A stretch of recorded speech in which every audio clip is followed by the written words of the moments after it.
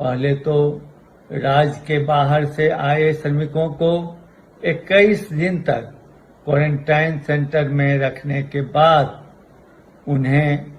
Rail के किराए का भुगतान करने की परिपाटी को कायम किया था। उसके बाद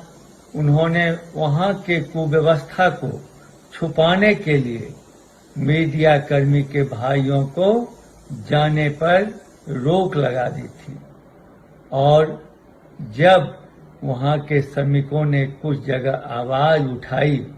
तो सरकार ने यह निर्णय लिया कि अगर आप क्वारंटाइन सेंटर के कुव्यवस्था को कहीं भी उजागर करेंगे तो आपको रेल किराया के साथ साथ अन्य कोई सुविधा सरकार नहीं देगी। मैं समझता हूं कि किसी भी नागरिक के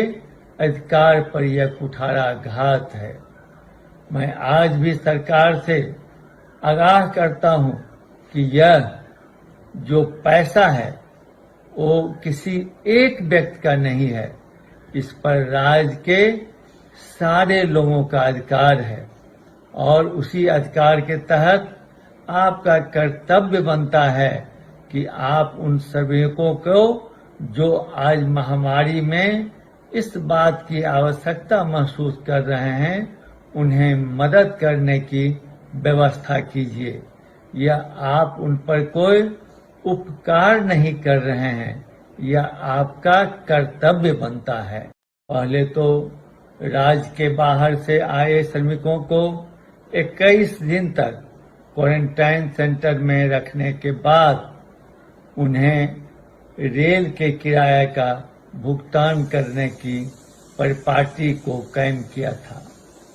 उसके बाद उन्होंने वहां के कुव्यवस्था को छुपाने के लिए मीडिया कर्मी के भाइयों को जाने पर रोक लगा दी थी और जब वहां के श्रमिकों ने कुछ जगह आवाज उठाई तो सरकार ने यह निर्णय लिया कि अगर आप क्वारंटाइन सेंटर के कुव्यवस्था को कहीं भी उजागर करेंगे तो आपको रेल किराया के साथ साथ अन्य कोई सुविधा सरकार नहीं देगी। मैं समझता हूं कि किसी भी नागरिक के अधिकार पर यह कुठाराघात है। मैं आज भी सरकार से आगाह करता हूं कि यह जो पैसा है वो किसी एक व्यक्ति का नहीं है, इस पर राज्य के सारे लोगों का अधिकार है और उसी अधिकार के तहत आपका कर्तव्य बनता है